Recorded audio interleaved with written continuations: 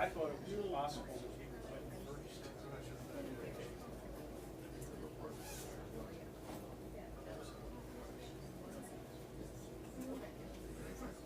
Yeah, that's a thing.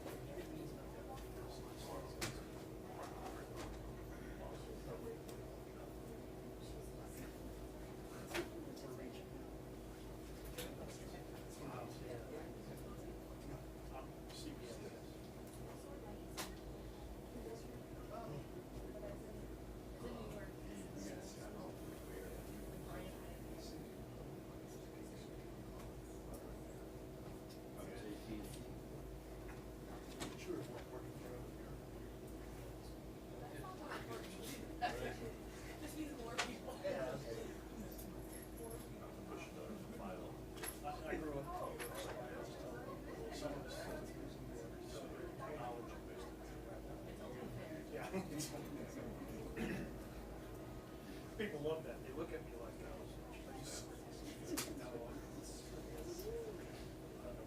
That's good. That one isn't a flavor. I'm streaming 45. Oh, that's What he's streaming. Yeah, 49 has 49. That's 40. Of course, we got several. Yeah.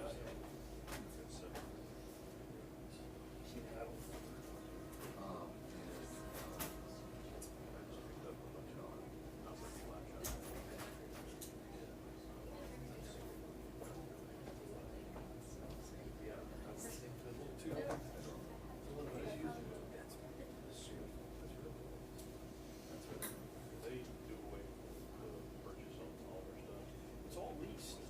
Yeah, CBS lease is there. That's a problem. And that's why there's so difficult let you take the home. If you book the next day, for instance, they will let you take the home. But they won't even lock them up on Capitol Hill. So you have to keep coming. You hear Anderson Cooper?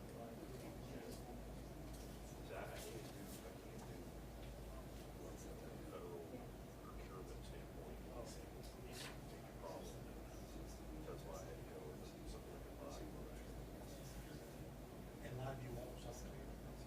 Well, you know, they might have. I mean, the guy that repped not repped, got me switch is now the live view rep.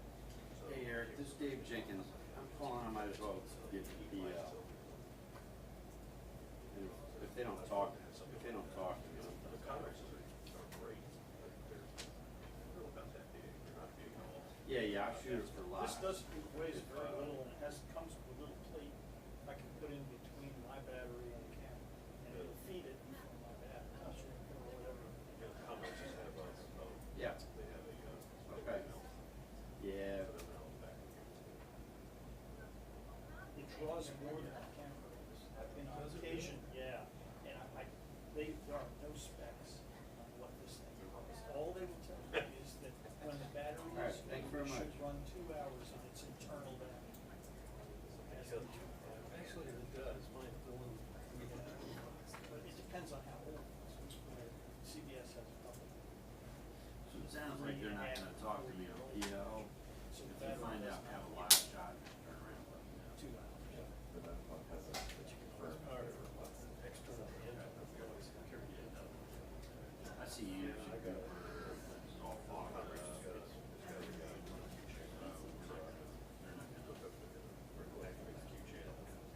Yeah, not the company's on drive.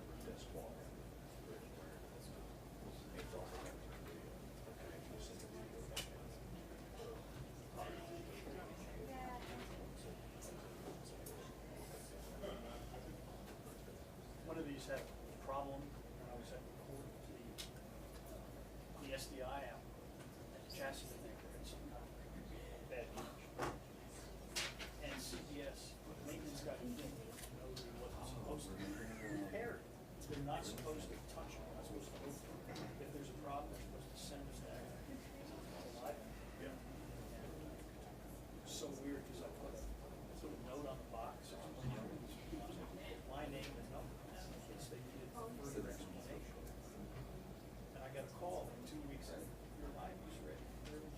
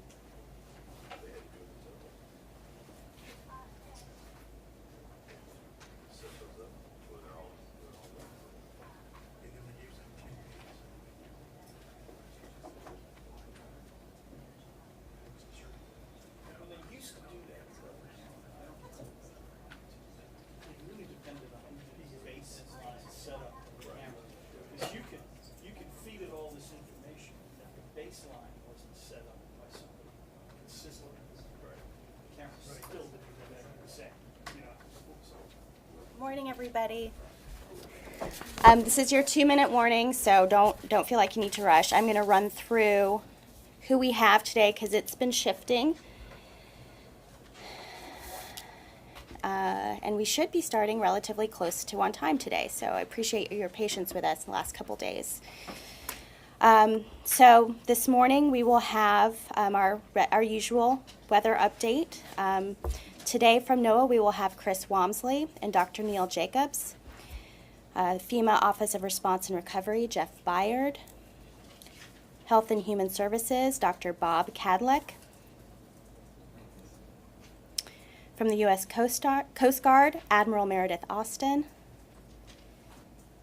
From the American Red Cross, Charlie English.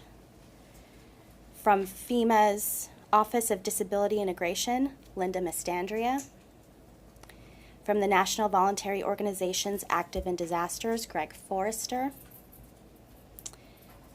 And to close, we will have our Spanish language update from our FEMA spokesperson, Daniel Yargis. And also available to take questions during the question period, we will have from the National Flood Insurance Program, David Marstad. And from the Environmental Protection Agency, Reggie Cheatham. As usual, this will be on the record. We'll remind you to leave space for our ASL interpreter. And just a flag for a lot of our print journalists in the room. I know a lot of your broadcast compatriots have gotten tours of the NRCC or have gotten B-roll in the NRCC. If you are interested in heading to the NRCC to see how things operate when we're fully activated, please let me know and we're happy to walk you through for a tour. And we'll get started shortly.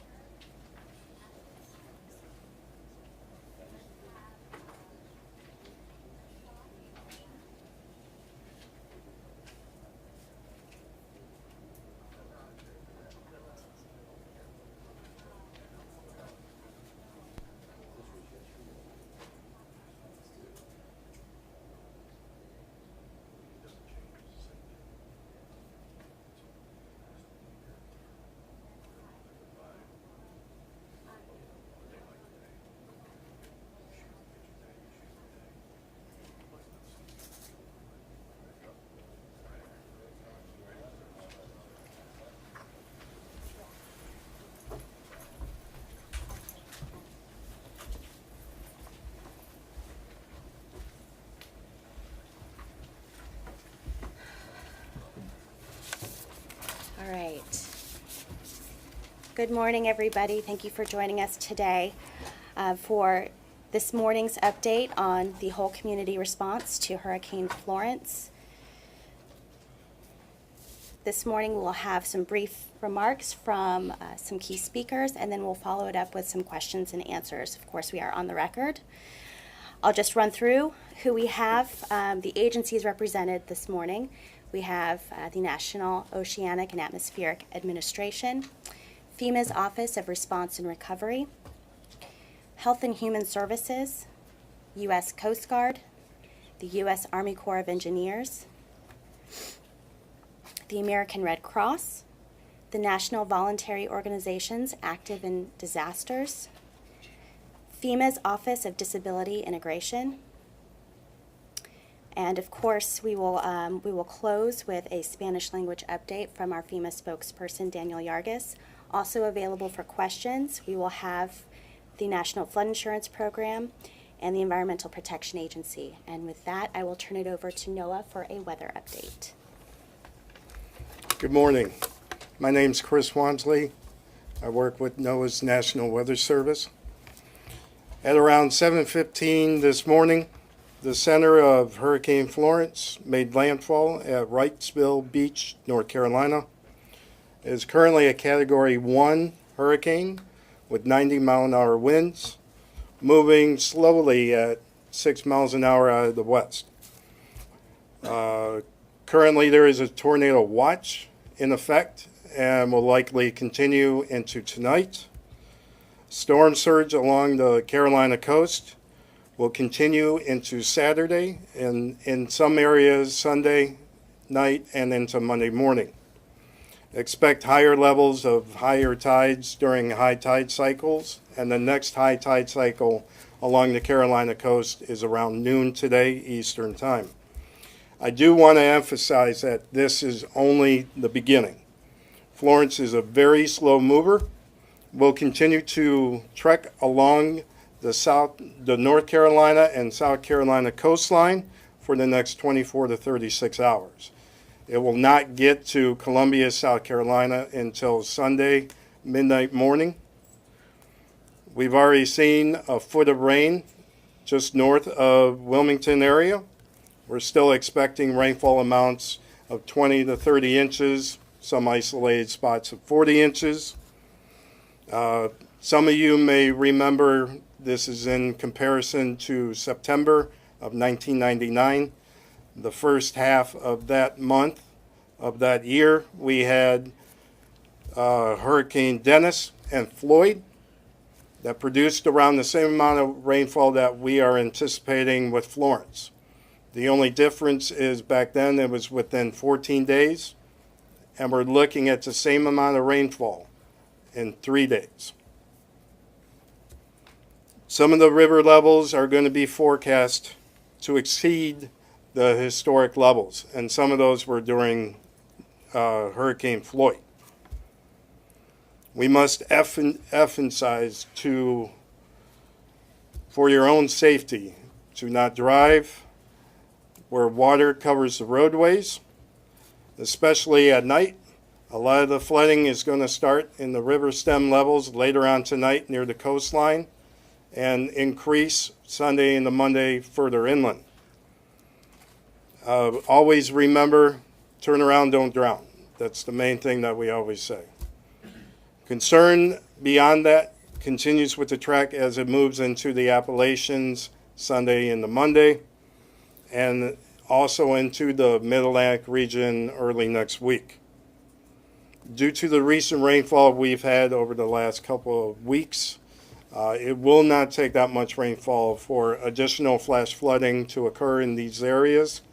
1 to 3 inches in a couple hours will lead to flash flooding. Not as much as the main step rivers as we anticipate over the Carolinas. And finally, the National Hurricane Center's next update will be at 11 o'clock a.m. Thank you. Good morning. Neil Jacobs from NOAA. In addition to forecast and decision support from the National Weather Service, NOAA deploys assets to support recovery and response. NOAA's navigation response teams are pre-staging to assist in reopening ports as soon as possible. The National Geodetic Survey has aircraft on standby to support FEMA overflights for affected areas. NOAA's Office of Response and Recovery is also on standby to assist the Coast Guard in any possible chemical or oil spills. The SARSAT system is actively providing distress and specific location information to the Coast Guard. NOAA is working with local emergency managers and industry to help amplify our forecast message, including working through over 8,000 weather-ready nation ambassadors. Although the storm has made landfall, our work is not done. I want to say thank you to our hardworking team, from the response and recovery personnel across NOAA to our reconnaissance crews in the Office of Marine and Aviation Operations. And additionally to the National Weather Service and National Hurricane Center employees who've been working 24/7 shifts. Many of these individuals have been sheltered in place for many days. Thank you. Good morning. Again, my name is Jeff Byard. I'm the Associate Administrator for Response and Recovery. I want to start this morning by, again, thanking the media and our partners. You've done a tremendous job in helping us amplify the message of how serious and the potential deadly this storm is and will continue to be. As our partners at NOAA and the Weather Center just briefed, this is not the end of it. 24 to 36 hours remain of a significant threat from heavy rain, heavy surge, not just in North Carolina, but obviously down as we move into South Carolina. The message was very much amplified last night, again, through our media partners. Things like that I witnessed firsthand about, Category 3 to Category 2, Category 2 to Category 1. It was very clear that that's a wind indicator, not a surge and rain indicator, which has not dropped, as you can see. So, again, want to thank your part of being a part of our team as far as getting that message out and to evacuate. We stand ready to support our state and local first responders. There are many areas that are currently, in the heart of the storm, and there are many areas that will be as the day moves through today, tomorrow, and through the weekend. As you know, there are certain areas that where our first responders, it is not safe for them to respond, and we fully support that, by all means. So those citizens that did not heed the evacuation warnings, it's time to stay where you are, do the best you can to protect yourself and property and your family. We are in constant contact with both North Carolina, South Carolina, and also Virginia. There at the state level, we also have teams that are embedded at our state emergency operations centers and are in contact with our local emergency managers. Both states have activated their National Guard as well as their emergency operations plan. As you know, our National Guard does tremendous work across our nation, and they just do a wonderful job both at the national level and also their state duty of protecting the citizens of their representative states. We've also partnered with our good friends and partners that you see on the stage, but heavily engaged with Department of Defense as we get ready to respond to this. We have what we need. We have what we need staged throughout the area, both as far as manpower and teams, as well as commodities, resources, communications. We've also heavily engaged with our partners at the private sector. Our focus, as you can see, priority is going to be life-saving, but on the monitors, it's also the effort's going to be stabilizing the critical lifelines in a very expedited manner. I have to reiterate, we have to set those expectations. This is going to be a duration. Power will be off. Infrastructure will be damaged or destroyed. Homes will be damaged or destroyed. So we need your help in level setting those expectations to our citizens and to our state and local governments. Heed local warnings. I can't emphasize that enough. Heed your local and state warnings. Protect yourself, protect your families. Don't put our first responders' lives in jeopardy.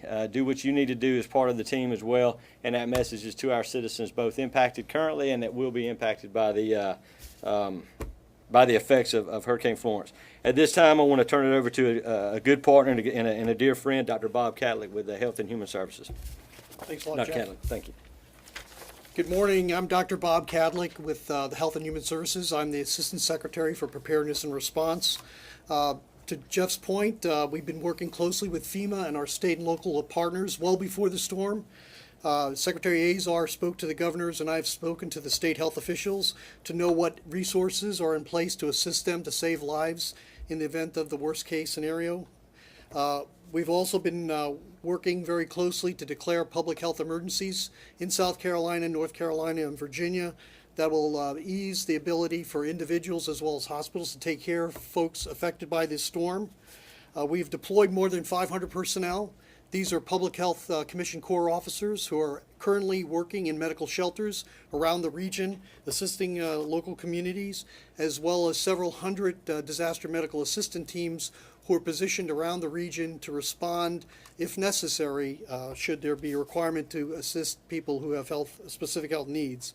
We've worked extensively before the storm with state and local officials identifying individuals who are particularly vulnerable during events like this, people who are dependent on electrical equipment such as ventilators, or people who have requirements for dialysis, to ensure that we know where they live and we can provide them services before the storm arrives as well as during the storm. Lastly, I just want to make a point that Secretary Azar has mobilized the entire Department of HHS, not only the Assistant Secretary for Preparedness and Response, but the Centers for Disease Control, CMS, and HRSA to be ready to assist our state and local partners to save lives and help those communities at risk. Thank you very much, and now I'll turn over to the Coast Guard.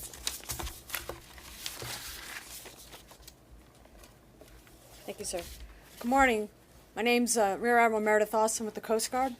The safety of the people in the hurricane's path, as well as our own members and their families, remain our top priority, and we're continuing to work in close concert with FEMA, Army Corps, and our other federal, state, local, and private sector partners. We have Coast Guard personnel embedded with FEMA, DoD, and state emergency management agencies to enable a coordinated whole-of-government response. The Coast Guard has positioned 40 aircraft immediately outside the storm's path, which is about 20% of the Coast Guard's total aviation assets, to be ready to begin search and rescue operations as soon as it is safe to do so. In addition, we have shallow water response boat teams and deployable specialized forces to provide law enforcement, maritime security, as well as oil and hazardous materials response teams to come in immediately once the storm passes. We have over 7,100 Coast Guard members involved in the response so far and are ready to flow in more resources and assets when needed. The ports of Wilmington and Morehead City in North Carolina and the Port of Virginia remain closed at this time. The Coast Guard and Army Corps, NOAA, and other port partners are prepared to restore port operations with assets that have already been pre-staged as soon as it is possible once the storm passes and it is safe to do so. For those of you in the path of the storm, we continue to urge you to stay off the water, as our SAR assets, as I mentioned before, are still degraded or unavailable until the winds die down to a safe level. And one other thing is that social media is a poor distress calling system for a number of reasons. We can't stress strongly enough that people in distress need to call 911 if able to do so. Some of the lessons we learned and incorporated during last year's hurricanes is the use of aggregate social media to find hotspots to know where to vector in resources. However, for one-on-one rescuing of personnel, it's not efficient enough, so please, we urge you to use 911 if possible.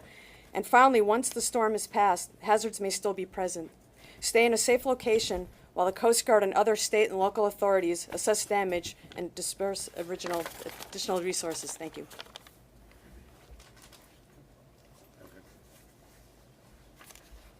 Hey, good morning. My name is Ray Alexander. I'm from the headquarters, U.S. Army Corps of Engineers.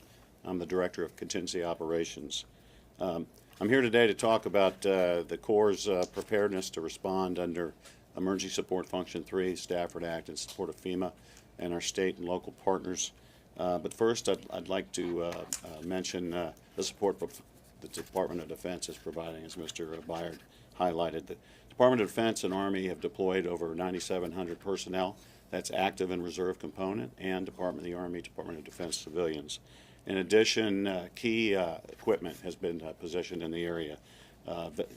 Vehicles capable of transiting high water, fixed-wing aircraft, rotary wing, both light and heavy. Helicopters have been positioned, in addition to amphibious vessels that are in the Army's inventory. To date, the Department of Defense has received over 25 mission assignments at $81 million. As far as the Corps is concerned, the Corps is in position and prepared to respond now. All our key leaders are located within the Carolinas. Today, our Deputy Commanding General for Civil Emergency Operations, Major General Spellman, is working his way to North Carolina, where he will link up with our Wilmington District Commander, Colonel Rob Clark, and they will engage at the State Emergency Operations Center and meet with key federal, state, local, other federal agency partners.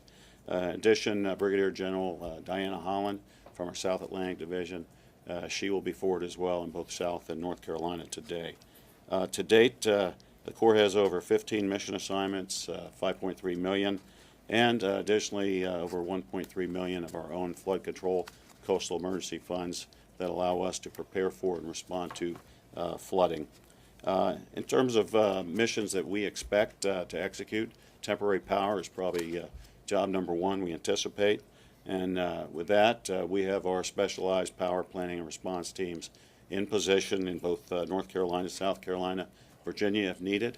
We're there with our 249th Engineer Battalion, Prime Power, and also augmented by contractors who will actually assist us in doing assessments and installing generators for critical infrastructure where needed. We are prepared to do infrastructure assessments of critical facilities in collaboration with EPA. Assessments on water or wastewater will be conducted. And then we're prepared to conduct other missions as assigned: debris, housing, temporary roofing, missions that we normally do in these types of events. Additionally, we have flood fight teams in position in the area and material to mitigate areas that we know that are going to flood, or be able to quickly respond areas where flooding is occurring. As far as dams are concerned, I think I briefed yesterday, the Corps has 5 dams in Virginia and North Carolina. All those dams have sufficient capacity to receive the amount of rainfall based upon the prediction and also the projected path of the storm.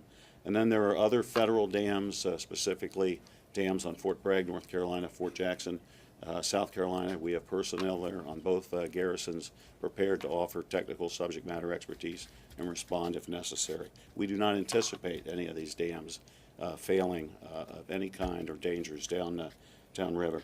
And then there are state and local dams and private sector dams as well. We'll be monitoring the status of those dams, but those are actually controlled and managed, again, by state, local governments.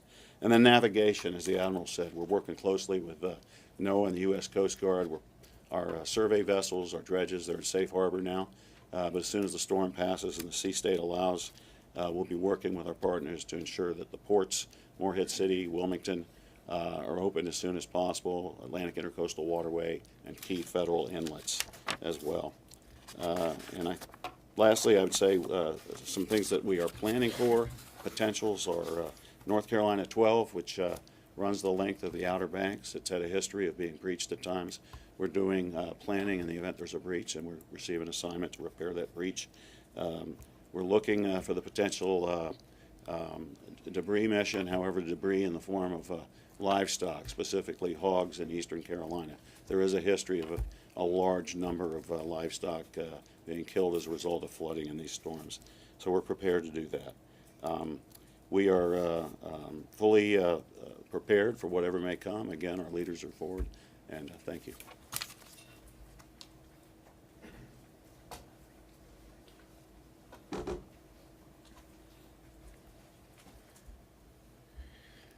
I'm Charlie English with the American Red Cross, and I'd like to highlight a family reunification website that we operate in case you have been separated from your family, or if you're concerned about whether your family is okay or not.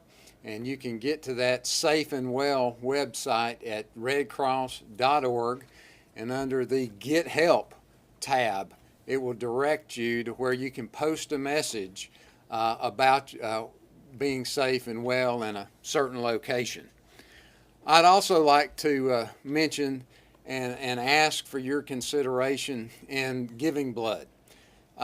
We've had to cancel over 130 blood drives in the impacted area, and you may be at home wanting to know what can you do to help. That's how you can help. So if you're in a non-impacted area, we would appreciate your consideration in giving blood. I'd also like to ask we know we're going to need volunteers. It's going to take a lot of people to help with the post-impact sheltering and distribution of emergency supplies that we partner with government partners and other faith-based organizations to operate. But we don't want you just to respond to these scenes. There needs to be some training, so we would appreciate if you would register at redcross.org and any number of other fine private nonprofit organizations that you can volunteer with. We can get you trained up real quick and put you to work. And at this point, and I would say we continue, of course, to transition resources to the area of impact so that we are ready to do the post-impact sheltering and taking care of people. So with that, I'd like to turn it over to our friends with the Office of Disability Integration with FEMA.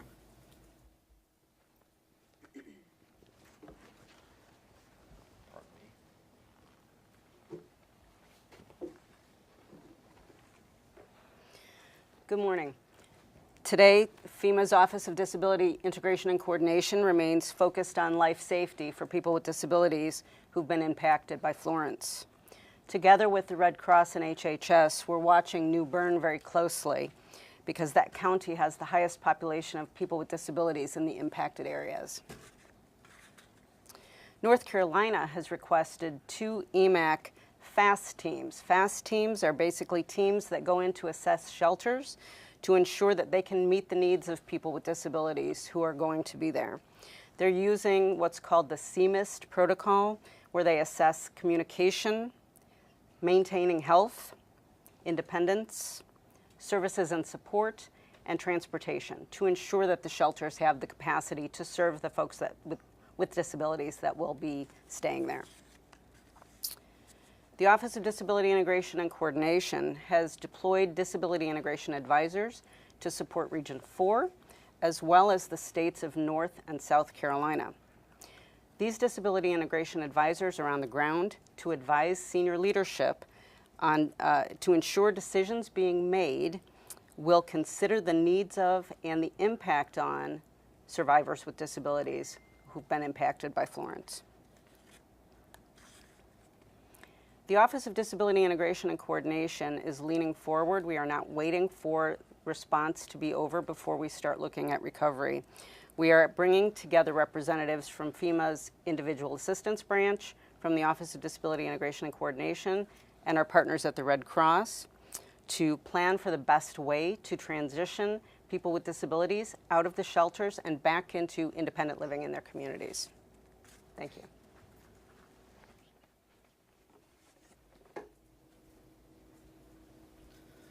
Good morning. My name is Greg Forrester. I'm with the National Voluntary Organizations Active in Disaster. We're the largest association of disaster nonprofits in the nation.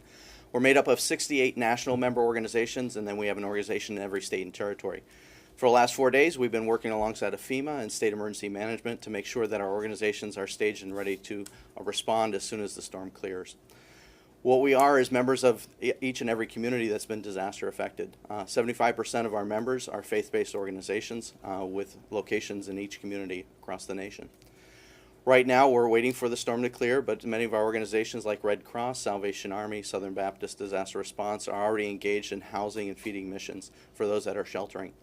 When the storm clears, our organizations will then stand up to go ahead and further that mission.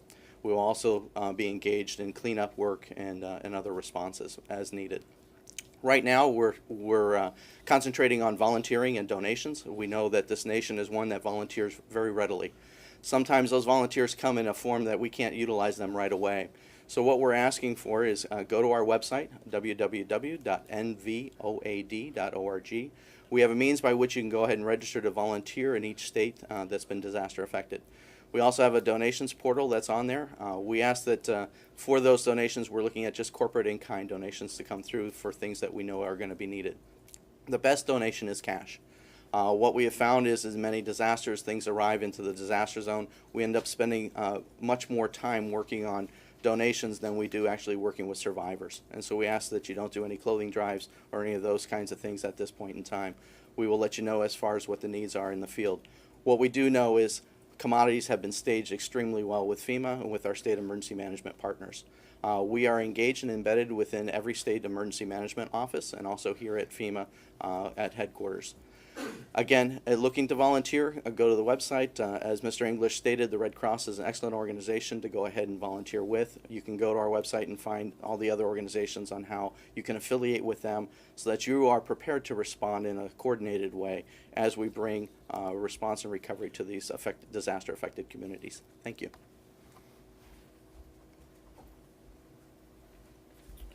Hola, buenos días. Soy Daniel Yargues, portavoz de FEMA. Queremos darle una actualización en español. La tormenta se movilizó en el norte de Carolina esta mañana a las 7 de la mañana con vientos de 90 millas por hora más o menos sostenidos y también moviéndose muy lentamente a 6 millas por hora, dejando mucha agua e inundaciones. Como lo dijo el señor Bayer, estamos apoyando a los rescatistas en las áreas afectadas en Carolina del Norte, Carolina del Sur. Tenemos equipos de búsqueda y rescate y nuestra prioridad es salvar vidas. Es lo que queremos hacer y estamos trabajando muy duro con las autoridades locales y estatales para poder salvar vidas y que las personas estén sanas y a salvo. Bueno, también continúa nuestra coordinación con las autoridades locales y estatales, ya que tenemos equipos en los centros de operaciones de los estados de Carolina del Norte, Carolina del Sur y Virginia, también listos para apoyar con las necesidades que puedan tener los estados. Continuamos también la coordinación aquí en nuestras oficinas de Washington, D.C., en nuestro Centro de Operaciones Nacional y los centros de operaciones de la región 4 que están en Atlanta y en la región 3 que están en Filadelfia también. Y con equipos de la Guardia Nacional, ya que también ellos son un socio de nosotros, y también con equipos del Army y del Departamento de Defensa.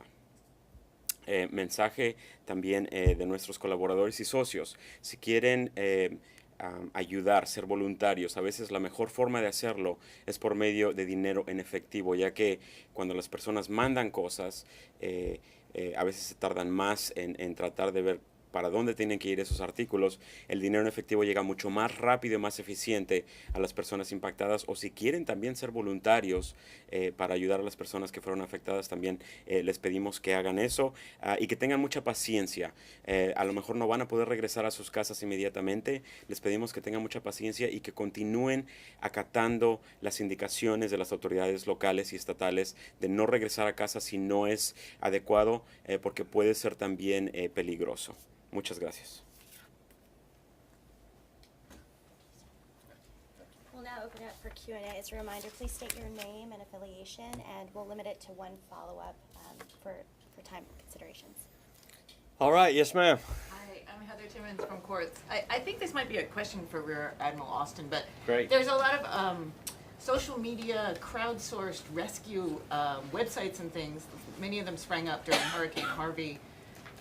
They sometimes got there before the first responders could. These are registering people to do rescues again. I wonder if you could tell us about whether you think they're safe or effective, or you would recommend that people call out to them if 911 isn't working for them? And do they make your job harder to do in the long run? I mean, social media, I mean, it's the way a lot of people communicate.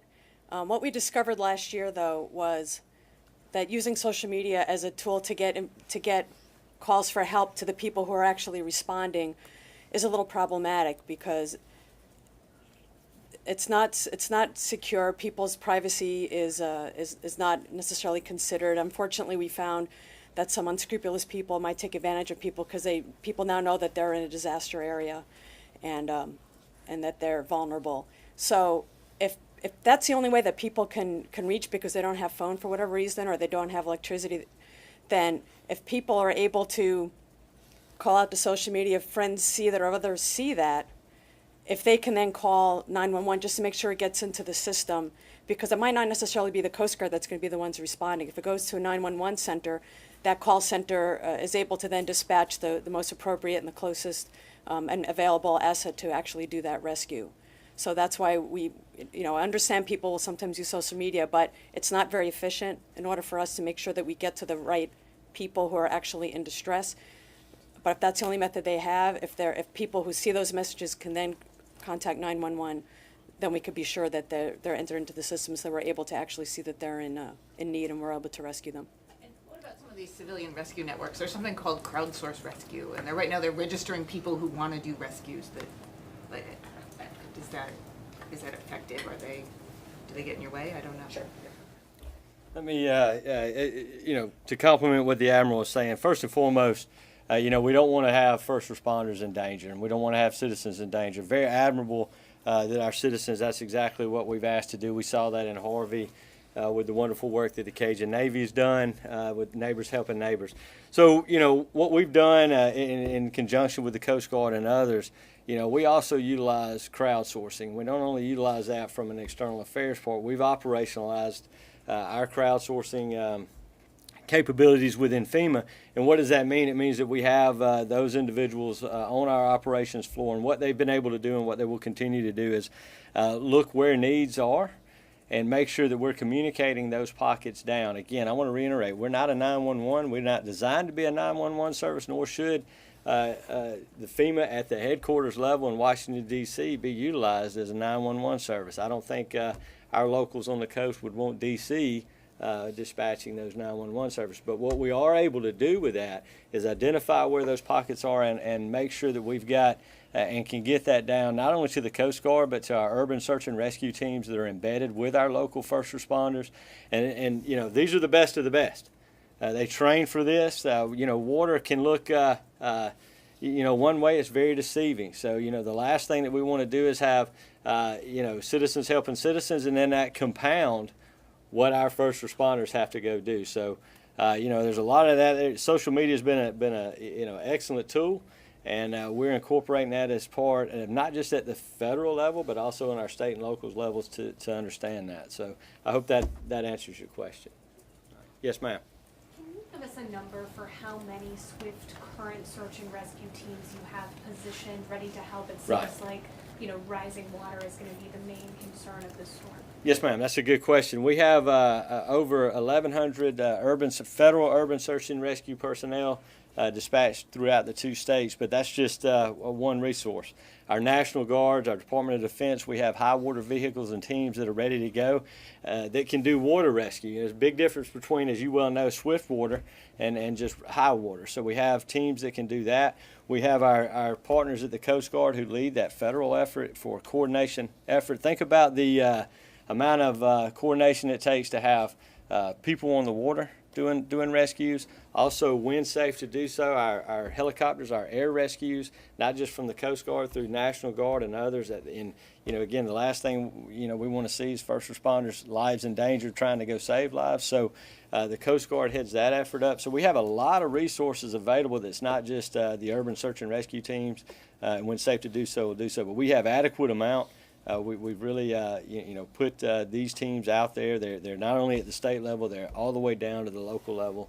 And this is what they do. These are firefighters, by day, so they understand the language of firefighters. And when we put them together, it's a very successful program. All right. Yes, ma'am. Hey, I'm Colleen Long from AP. Yes, ma'am. So, related to social media, I wanted to ask about the rumor page, that the FEMA's rumor page, and are there any particular rumors there's some on the website, but I wondered if this was the first time that had been created specifically for a natural disaster and to quash rumors, and then also, is there anything specific you wanted to make sure people didn't think were true? This morning, my husband and I were talking about sharks in in the water and stuff like that. Well, there are sharks in the water. That's not a rumor, but I don't think we have a Sharknado effect or anything like that. We're human, and we're human in a disaster. Rumors are going to be out there. People are going to see things that, your adrenaline gets going. There's a number of things that do that. We do have the rumor page established at FEMA. A lot of our states and locals do the same thing. We want to get accurate information to our public. I mean, that's very, very important. And rumors, for the sake of rumors, they don't help things. That's not being a team player. That's just clouding, a bandwidth that we need to cut through additional, really BS to get through, and that's not needed. So, but we also want information as much as we want to pass it. So I would encourage you to visit our rumor page on our website and others. But rumors are going to happen. We understand that. I've been through a lot of disasters, as many of my partners on the stage and downrange have, and we know that's going to happen. I'll come back to you. Yes, ma'am. Eva McKen, Spectrum News. I'm seeing comparisons, because this is a slow-moving weather event, to what happened in Houston. And I'm wondering, are those comparisons accurate? And if so, what did you learn from that event that is helping you prepare for this? I know that one specific problem last year is when people were trapped and they would call, they would be classified as needing a water rescue, but maybe they were in a really dire situation, yes, but they were categorized with everyone else that needed right. to be in a water rescue. Right. How have you adapted to address those needs? That is a good question to illustrate what we said before, that no two disasters are alike. The rain totals may be similar, but the terrain's definitely different from Houston, a fourth largest urban center in our country, to the coastline and inland areas of North and South Carolina that is very populated but sparsely populated. It's not as urbanized, so there's just a different makeup as that. What I hope we've learned is my partner, Mr. Merstead, who manages our National Flood Insurance Program, I hope people have bought flood insurance. Because you're going to need it for this event, and it is going to flood. As far as how individuals are classified, that's a local and state question. We want to make sure that we've got the resources that they may need to support those rescues. Yes, ma'am. Question for Dr. Kaplan. What are some of the hazards that people currently in the impacted zone or people returning to the area should be keeping in mind? I know we're a couple of days away from people being able to return, maybe for people who are there. Sure, a lot of people suffer a lot of injuries as a result in the cleanup that happens during storms, after storms, from fallen trees. There's always the risk of electrical power, electrocutions as a result of down power lines. So the key thing is individuals just really need to be cautious about how they re-entered an area, whether the officials have given them clearance to do so. And then, again, people who want to do it themselves need to make sure they have the proper equipment and safety equipment to ensure that they don't get hurt or injured. So those are very commonly the kinds of injuries. Longer term, there's always the risk of, let's say, fungal growths or something in hot, humid areas that can cause respiratory or exacerbation of respiratory illnesses. But there are a whole variety of injuries that can happen. I guess the key thing here is for people to kind of monitor themselves, their families, watch what they're doing, and listen to the officials in terms of when it's safe to return to their homes and to their local areas. All right. Any additional questions? Yes, sir. Hi, Ben Kessling from the Wall Street Journal. Can you just give a quick, another quick statistical update and on casualties, deaths, how many people, just sort of a top line numbers of people affected at this point? Right. I wouldn't. I don't have any verified casualties. That would be best. A question for our state and local partners. As you know, FEMA. We don't verify casualties when it comes to that, but. It's early, hopefully, we prevent as many as we can through your good work of getting that message of evacuation out there. But that's a question that I would shift down to both North and South Carolina for there. Okay, and then a separate question. I know CBP officers are doing law enforcement assistance in the affected areas. I think ICE officials are also down there. Has there been a blanket order come down from DHS, Justice Department, etc., that says that undocumented immigrants will not be arrested, will not be taken into custody, that they don't have to worry about coming to shelters? At what level have those directives been given, if they have been? Yeah, I'm not aware of any directives in either way. I can speak on the authorities that FEMA has, and we, under our Stafford Act, we can provide that immediate assistance to any human that needs it. So is there, that means that there are no guarantees that undocumented immigrants will not be taken into custody, arrested, face deportation if they go to I'm not going to say, I'm not going to use the terminology guarantee. What I'm going to say is we're going to help any human that needs help in this situation. For your specific questions, that would be best directed to the department, or we can get with external affairs and do that, because I don't want to speak on orders, directives that that I've not seen have been So privy to. there's no kind of cross-departmental coordination on this. The So FEMA can't cross-departmental speak out. coordination on this is about saving lives for Florence, and there's a good cross-department coordination. We are, and not just cross-department, as you can see up here, cross-agency. So that's our focus. And again, any other questions on that, I would ask that you ask for the. That's understandable. The cross-department focus is to save lives. There's also people out there who are concerned that if they go If you to- have a need, let me make this clear. If you have a need or your life's in danger, please seek help. And you're a human being, please seek help. But FEMA can't say that they won't be taken into custody. Or FEMA does not take anybody into custody. So did I have any other questions? I think I've happy answered to that follow one up with pretty you on well. that. So, anybody got anything else? Thank you again for your voice. Appreciate it. Thank you, everybody, for joining us today. We will have an additional update today telephonically at 3:15, and we do anticipate keeping this pace through the weekend with a 9:15 morning brief. Thank you all for your support. As always, download the FEMA app and stay updated with information, and please stay safe.